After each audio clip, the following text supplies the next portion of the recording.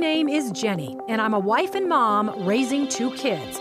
But I used to live a more glamorous life as a TV reporter. I was on the nightly news interviewing pop stars and politicians. So when I said goodbye to TV and hello to motherhood, I suddenly discovered what we moms are up against. We live in a world that tells us to be rich and famous, thin and successful. You know, almost nobody says, "Oh, hey, you're a mom? That is fabulous." But you are fabulous, and I'm here to tell you why. It's the ChannelMom Show, celebrating you with Jenny Dean Schmidt. Attention moms. You know, we're also concerned about how we look on the outside, but what about our insides? Now you can age-proof your body with Protandim. Just reach for what's been called the best anti-aging product out there, as seen on the Today Show. Sign up now as a preferred customer, and after receiving your 3rd bottle, get a $50 Visa gift card. Just click on the ad to the right of this video to get started. Welcome back to the Channel Mom Show, where we are celebrating you on Mile High Sports Radio, AM 1510, FM 93.7. I'm your host, Jenny Dean Schmidt. We're having a wonderful conversation right now with Debora Coty, the author of More Beauty, Less Beast. And who would not want to have more beauty, less beast in their life? And that is what Debora is here to help us with. I want to just remind the audience, you were in the middle of a story about going to talk at a place where you were only getting $35 to talk that was 150 miles away.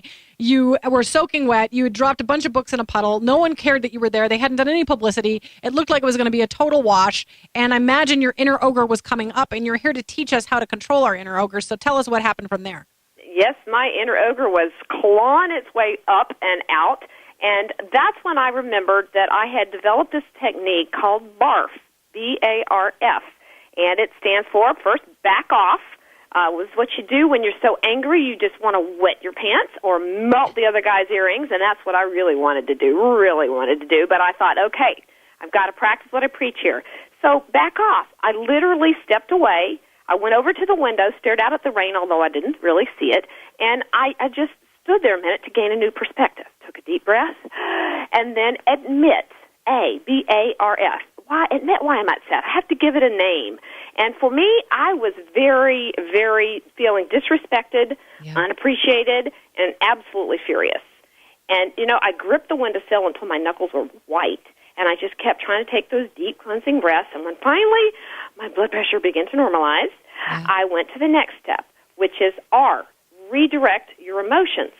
And for me, I have to remember that that person who has just offended me or just done something really dreadful to me is probably not the mastermind behind it. In my mind, it is the devil with his proverbial pitchfork stuck in my back, doing the real dirty deed. And so I have to, one of the little tools that I use is I try to think of that person from his eyes. I try to view from God's eyes. I try to view that, you know, I'm not seeing the whole picture here. Yeah. And there's things going on beneath the surface that I probably don't know about. And a wonderful little trick that helps me so much is to think, I bet her dog died this week, and that's why she's acting like this. And I know that sounds a little silly, but it really changes your perspective of that person. It does. And you know what I do, Debora? I imagine people when they were little. Like, maybe they were once a baby or a 3-year-old and they got hurt, or somebody was unkind to them. Or I just imagine. That's so good. Yeah, I imagine people just as babies. And that helps me. So go ahead. It does. It melts the hardness inside that you feel toward them, and it does help you go to the next step, which is F, forgive. You have to forgive your offender and then forgive yourself, because otherwise you never find peace. Yeah. And grudges just corrode your soul. They do. They make you sick, physically sick. You can't just live with that. And so by barfing, back off, admit, redirect, and forgive, you actually can deal with that anger and stuff that darn ogre back down into his cage, into his cave down inside. And, you know, you don't even have to deal with wet pants or melted earrings. Right. I love it. I love it. And I really hope moms, I mean, often with acronyms, we forget like 2 or 3 of them. Even if you can just remember one, which is back off. Yes. I love that, because I do have to tell myself sometimes when I'm starting to steam against somebody, you know, I now have a teenager and sometimes he and I are contentious, and so I'll start to steam and I think, I just need to literally turn around, back off, and get some perspective on this and not just let it blow right then and there. Absolutely. And I love the back. I mean, all the rest are hugely important, and especially the last one too, forgiveness. But they sometimes the forgiveness one can take you a couple days. It does, and you may just be able to start the process at that moment. But what you want to do is to speak civilly and to keep your tone, at least not offensive back, because then you don't have that to regret later. Yeah, and let me just ask, and I don't want to be crude either, but what happened after you barfed? Well, in this scenario, I was ready to just blast with all cannons on this woman, and I finally, when I toned down and I got to the end, and I pictured her Victoria. I lost the name of it. Victoria's Secret's panties giving her a wedgie, and that helped me too. I had sympathy for her that way, and so I said, okay.